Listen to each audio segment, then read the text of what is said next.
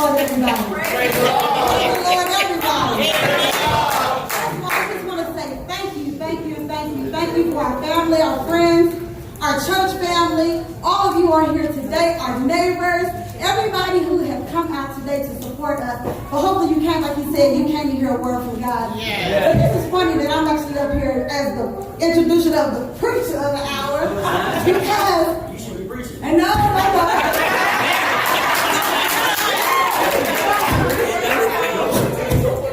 But when I was a little girl, the funny thing is, when I was a little girl, I used to pass out handouts at the ministers' wives, the PAW convention, the ministers' wives seminars that my mother used to teach. And now look at God, he got me as the preacher's wife.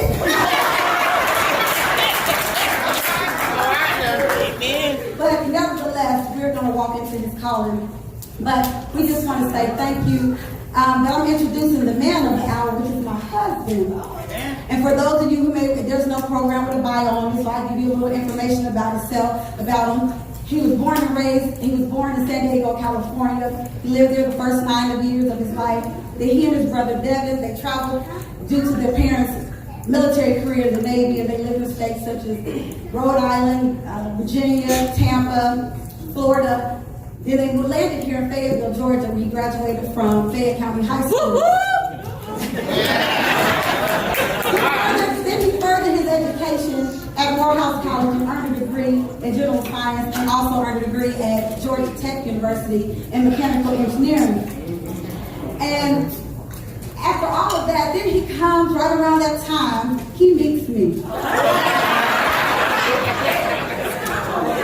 He meets me. We've been together 15 years, married 11, married 10, going on 11. And from that connection, we've made 3 beautiful daughters, Erin, Jade, and we're going to do this for our lives. But we've been together, but most of all, I've watched him grow. I've watched him grow as a husband, as a father, in his personal life, in his spirit, in his personal life, in his professionally, in his professional life. But most of all, I've watched him grow spiritually. This has been in the making for a long time, you guys. I have a Bible back there. It's my marriage Bible. He proposed to me with that Bible, and then that was another confirmation that I knew that everything he wanted to do had to be founded on God. This man loves God. This man is faithful to this church. Amen. He is here every day of every weekend of the month. He's active in all of our ministries. He's a Sunday school teacher. He's on the trustee board. He's the YPD president. He sings at all 4 choirs, and he helps with the media team. So after this choir and after this next election, you're going to hear from my husband, the man of God, Edwin Johnson.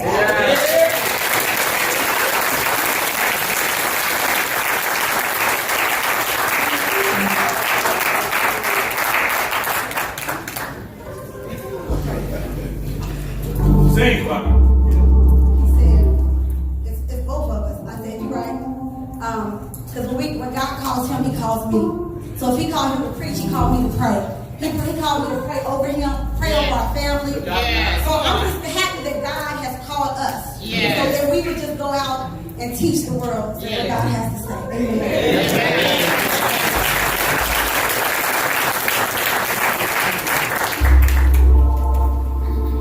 Sing, Bobby.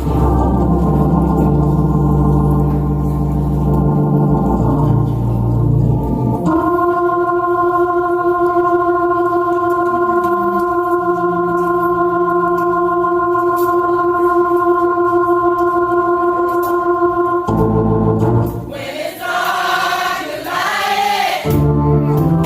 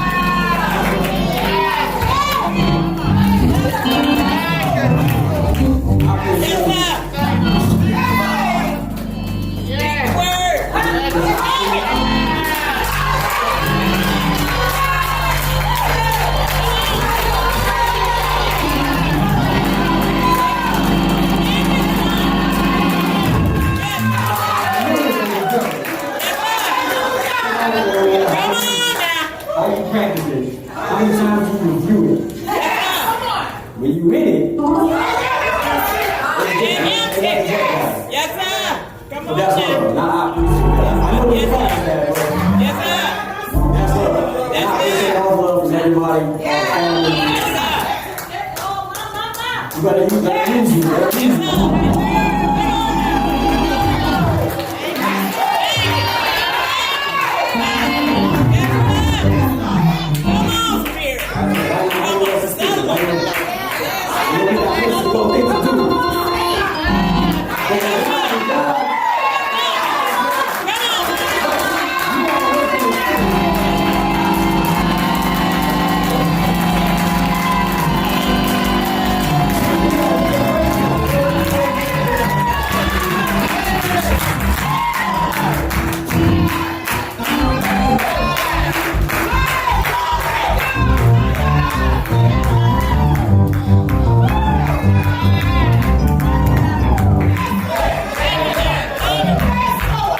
Compose yourself sometimes. You know what I'm saying? You gotta.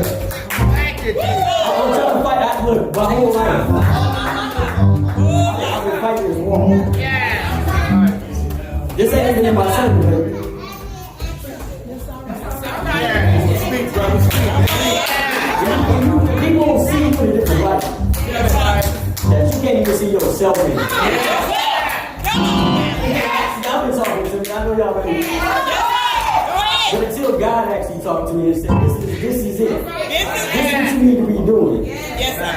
That's when it hit me. And as I witnessed, when I came down to this altar and said, it's go time. I ain't turned back. And y'all know, Joy, I'm a runner. I keep my Nikes on, so when God ain't talking about me, I hit that Heisman on, like, not right now, Lord, not right now. But y'all sit down if you can, sit down. We don't have I got to follow protocol. I got to follow. It's a little echo. I know we're trying to learn something new, you know, bell mics, all this, that, and other. So, trying to use technology in today's age and move forward. So, following protocol, I got to thank the shepherd of this house, aka my mama's baby daddy, and the rest of the ministry staff are allowing me the opportunity to do my trial sermon at the 10 o'clock service, because for me, I was told it would be at after service, and I was like, okay, maybe everybody can be there, it's not going to be as tense, so we just did it in about 10, 15 minutes and get in, get out. But then he said, we're going to move some things around, are you okay with doing 10 o'clock service? And I was like, what am I saying, no? and look, Josh asked me this morning, he said, you ready? I said, everybody keep asking, are you ready? Are you ready? I'm cool, because I do presentations, I talk to people, I'm not afraid of public speaking, that's never been an issue. But until this morning came,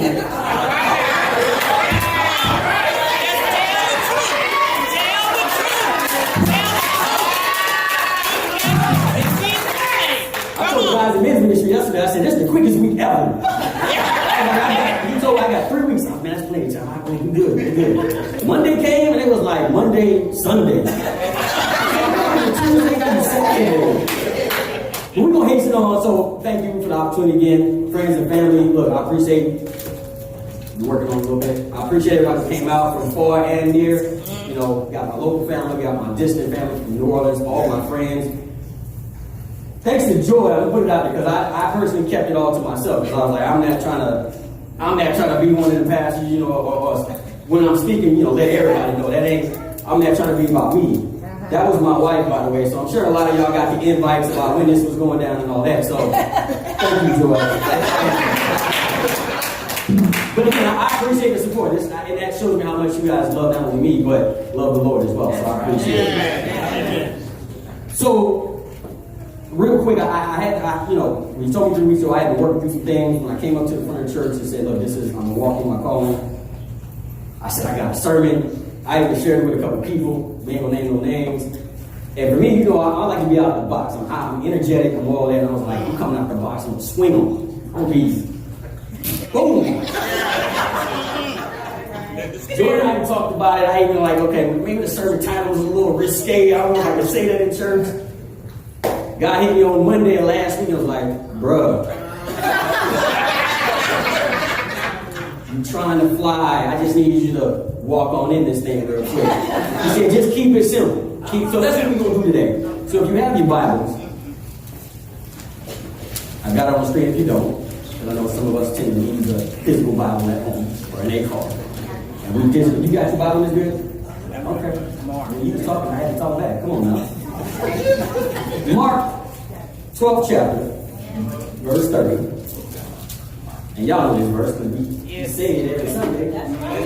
And thou shalt love the Lord, thy God, with all. Somebody say all. Thy heart. With all. Thy soul. With all. Thy mind. And with all thy strength. This is the first command. Amen. The first command. Right. You find this passage throughout multiple books in the Bible. But this one specifically I like because it said this is the first thing you need to do. Right? Before you love your neighbor as yourself, before you thou shalt not kill, steal, take your neighbor's wife, this, that, and other, you got to love God first. Yeah. So we're going to take it there with this sermon title. Y'all pray for me. God is not your side piece.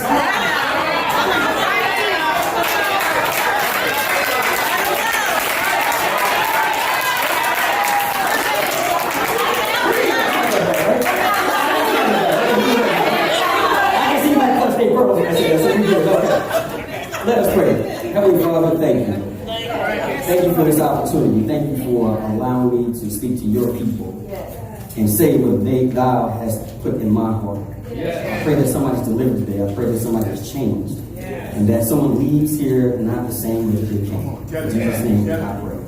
Amen. Now some of the seasoned saints might not understand what the term side piece is. I see this guy. Oh, you know what it is.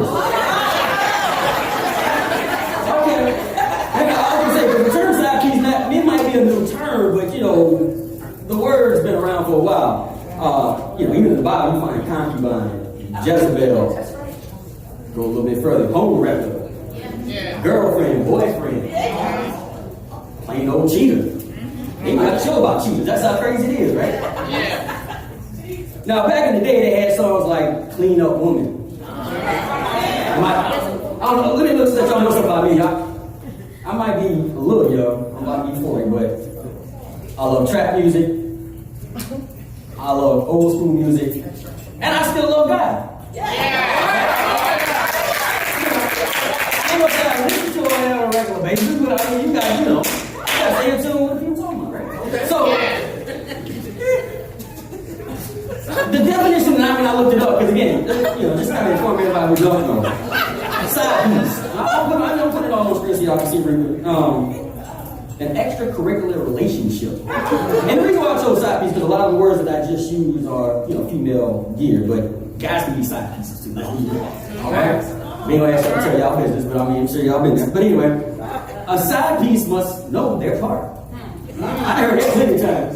You got to know your role. Now while the pursuer may meet the side piece's friends and family, side piece will never, ever meet the pursuer's friend or friends or family. A side piece is a person that the pursuer will never commit to. And this is all a part of knowing that you're the side piece. So this is something that you have to train your mind if you're in this position. Someone that you talk to your convenience, of course, while you're in a relationship with no strings, no stress, and no expectations. Nobody would testify about being a side piece. We can be truthful in church, man. Okay. Now, I listen to the radio. I don't listen to the radio often because it's a lot of, like I said, a lot of crazy stuff on the radio. But I happened to be listening to the radio station one day, and they actually had a segment called Side Piece Check-In. You know what I'm talking about? Side piece shout out. Yeah. Well, you would dare even call in the radio station and essentially say, "Hey, there's Ray. calling in from Lithonia. One of my side piece out there on the east side, a shout out. Really, we at this point now where we proud to be, you know, and have a side piece? Like, where do our moral standards really come from? Where do they go? Digging through online, I even came across this song. Let me see if y'all heard this before. If y'all got my sound up back there? Or y'all back there talking? Okay. Y'all got my sound up? Sound. No? We ain't got no sound? Alright, so there's a song by Pokey Bear. Y'all can Google it after church. I'm sure y'all will because it's real catchy. Where he say, I left my main chick to be with my side piece. And that's real disrespectful, but trust me, there's people buying that song. Just like they was buying the Clean Up Woman. Me and Mrs. Jones, I heard that Clean Up Woman. I mean, you know me, I'm gonna keep it real. Let's be real. So,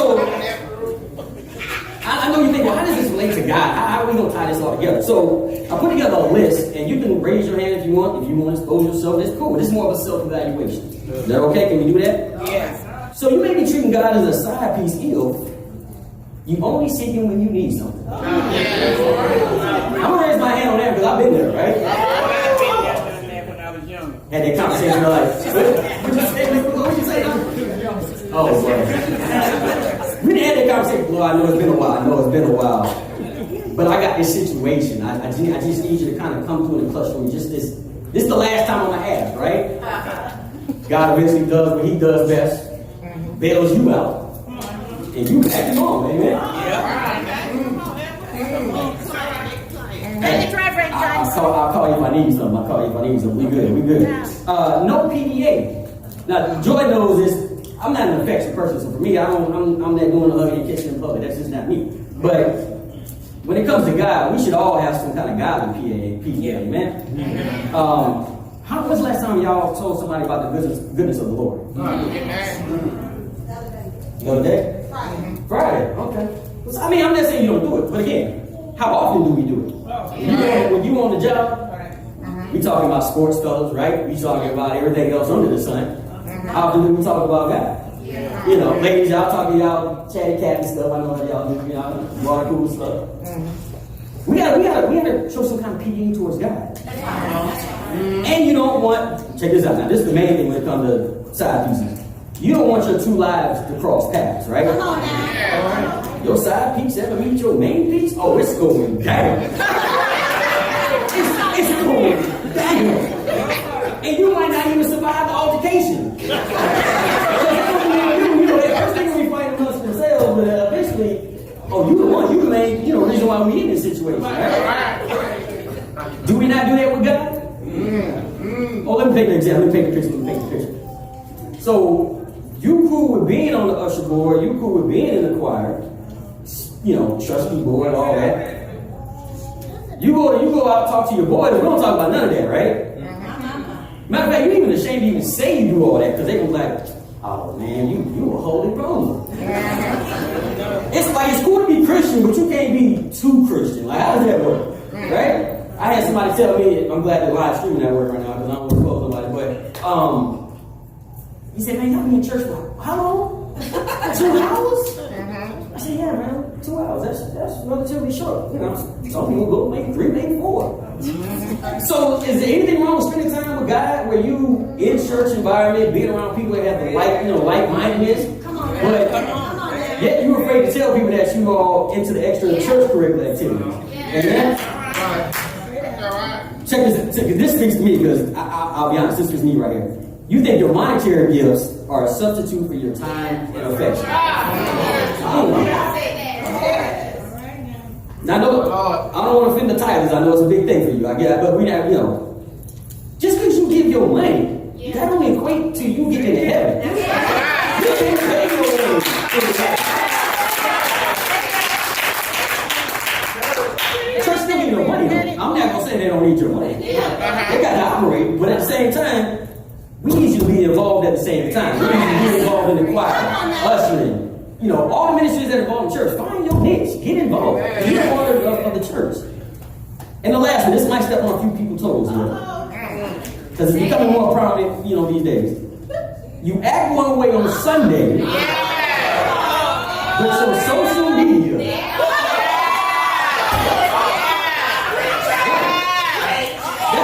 That was almost 3 weeks in a row. But it's real, because we had the whole vacation, not vacation, but the church Sunday school convention, and we talked about social media. But someone said people will base your life off your social media first before they even meet you. So you got to be careful about what you're saying, because if they see you on church on Sunday and they see a whole different person on social media, you got problems. You got a real problem. So let's get to my first point. And I ain't set my timer. Pull my coat tail, right? You know, I can talk. My first point, focus on the relationship, not the religion. Coming from James 4, verse 8, the first half of it says, draw near to God, and he will draw near to you. Amen? So a lot of people, when they think about church or God in general, they think about, well, I go to church. But again, how active are you in church? Is it, well, really the question is, you go to church, is the church really in you? And if that's not the case, what you come to church for? I mean, the music, hey, if the music is what gets you here, sometimes you got to draw them in. But at the same time, you've been coming to church for the last 20 years, and you still eat the same every Sunday. You got to work on that. God don't want to Netflix and chill with you. And I know for some people that don't watch Netflix, we're going to break that down real quick. So Netflix and chill is basically, hey, you want to watch a movie? Now, mind you, you want to Netflix and chill at when? At night. Okay? So you only got intentions to really do one thing. I'm not going to say what that one thing is, but Marvin Gaye said something about some kind of healing. So when you're talking about building a relationship with God, coming to church is, if you just come to church, it's more or less a Netflix and chill situation where you want to come to church, feel warm and fuzzy for the moment, maybe get your blessing for the day, and then scoot on out on after service. So Netflix and chill ain't what you want when it comes to church. We got to work on that as well. Now, I'm not saying you shouldn't come to church, because again, that's kind of the first step. You acknowledge the fact that you want to be around, like I said, like-minded people. You want to be in the body of Christ. But we got to take it a step beyond it. So that's going to take me to my second point here. And I need a little help, if you don't mind. You want to come to the microphone? Because I need somebody with a little sass. Nobody got more sass than my wife. We got to raise our standards and expectations. So I need you to read that Jeremiah verse for me, if you don't mind. When you come looking for me, you'll find me. Just like you did that day with us on Friday night. Yes, when you get serious about finding me, Okay. and want it more than anything else, you want to be more than anything else, I'll make sure you won't be disappointed. God's decree. Now that sounds like a good proposition, amen? That's not what happened at David Buster. Let me take the story straight. You were stalking me, remember?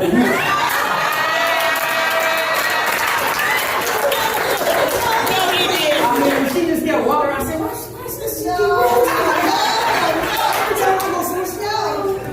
told his friends, when you see that girl in the pink shirt and jeans skirt, let me know. And he came and found me. Nevertheless,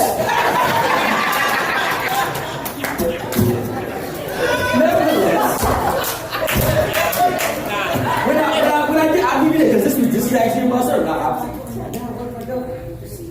Joy knew exactly what she wanted when I met her. What did you ask me?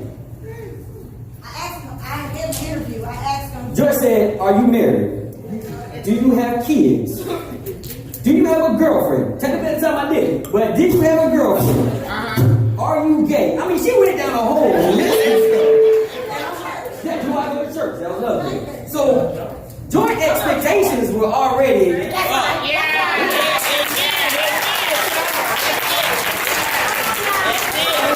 If we're looking for a relationship with God, we gotta have the same expectations. It's just not enough to come to church, like I already said. But you can't put your happiness in things that are not God-like or God in general. And again, I'm speaking to myself in this situation because for me, as a kid, I always said, if I had enough money, I'll just be happy. So no matter what, do I tell you, I'm a workaholic. because I'm in sales. And so in order to get more money, you got to sell what's up. Yeah. Now, what ended up happening was I began to neglect my family because I was spending more time thinking in my mind, I'm trying to provide for my family. Give them everything, especially after we had kids, give them everything they wanted, everything they need. But then I felt like I couldn't give all to my family. And a lot of us do that with church. If you want to be honest, we focus on the job. I can't make it to church this Sunday because I got to work. You ain't tell your job you got to go to church on Sunday. I believe we just said love God with all your heart. We're going to the interview. By the way, besides the 2 weeks of vacation time, I need Sunday off too. Because I got to go meet with God. I got to have my God time. Now, you can't just have it. You don't have to have it just at church. You can have a meeting with God on a regular basis. Right.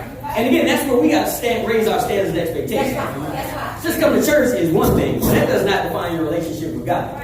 You got to make it outside the four walls of church and talk to God. And how do we talk to God? Anybody? Just give me one thing. You got to pray. Simple. When you wake up out of bed, as my dad would say, before your feet hit the ground, you need to pray and thank God that He woke you up. A lot of people have done that. You need to meditate. And as I got older, I understood what meditation became. I just thought it was just sitting down, just being quiet. Time out is what I looked at. I might put myself in time out. Sit down. But at some point, you got to focus. Sit down in some quiet space and just think about where you are in life. And this not applies to God. I think in your career, in your general life, all that. Focus on what the plan for your life is. That's what meditation is all about. And lastly, and this is something I really had to focus on myself, because what scared me when I came up to this altar a couple months ago was, you just accept to be a pastor. You walk in, you need to know what's in the Bible, right? That's right. Now, I'm not growing up in the church all my life, but if I can be honest with you, I ain't never really read the Bible, A lot of us. So that was my whole thing. My inadequacy was based on the fact that I wasn't a TV minister, or I wasn't this, I wasn't that. I mean, Brother Al, as I call him, Elder Al, Brother Al, I see him preach all the time. I see y'all preach all the time. I'm like, man, I can't get up there and do all that. I'm not a theologian. But as they say, God doesn't always call the equipped, but He'll equip those who are called.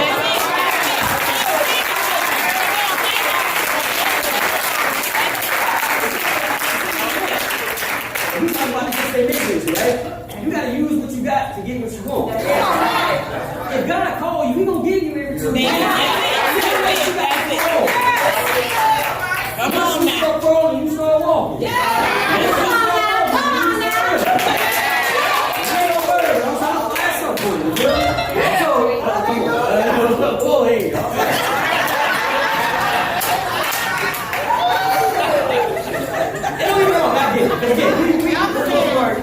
Everybody in here is taking that step where they came up to the altar, accepted God as their Savior, and said, look, I want to make a change in my life. Ultimately, that's what it boils down to, right? I'm tired of living the way I'm living. I'm ready to make a change. But what happens? Just like any relationship, right? Life gets in the way. Work, like I said, kids, Satan, he'll use anything and everything in your way. But at the same time, that's when we have to recommit ourselves to get back on track. And so that's kind of my call to you, is to make sure that we are getting beyond that honeymoon stage of Christianity and getting back on track with God. So that's my second point. My third point. Don't go there. Don't go there? Oh, it was crazy one, by the way. Y'all didn't know that. You don't have to do it on your own. That's right. Philippians 1:6 says, and I'm certain that God, who began the good work within you, will continue His work until it's finished. And the great thing about being in a relationship, and I love my wife. I see you over there smiling, baby. I know she got my back. The fact that I got this ring on my finger basically was me saying, hey, this is the one. Right? If we married, then we know that that's the one. Ultimately, that's the one that's going to take you. If somebody comes at you with anything, all I got to do is step out of the way. But they're not going to test joy.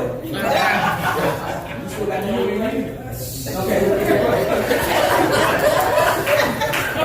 They ain't no killer, but don't test you, right?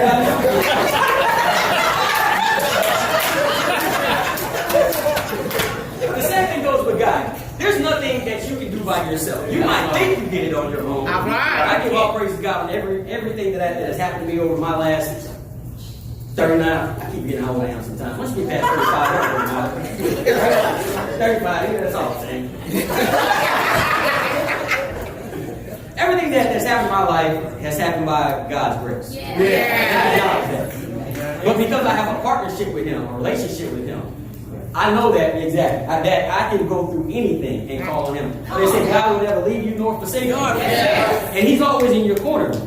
So similar to God, God will be there to pick you up whenever you're down. You gotta understand that when we jump into a relationship with God, it's forever. That's right. I don't plan on taking this. Okay, I take it off sometimes, but I don't plan on getting rid of this ring. I mean, I'm gonna leave my wife. Whatever problem we ever go through. Come on now. We just got to work. That's it. Anything that happened in my life, when it comes to outside of my marriage, even within my marriage, I know I can always go to God. Yes, Lord. And that's part of that trust relationship. Yeah. If I didn't trust Joy, Come on now. we wouldn't be together. Well, we probably would, because I don't want to give up half of everything that I came with.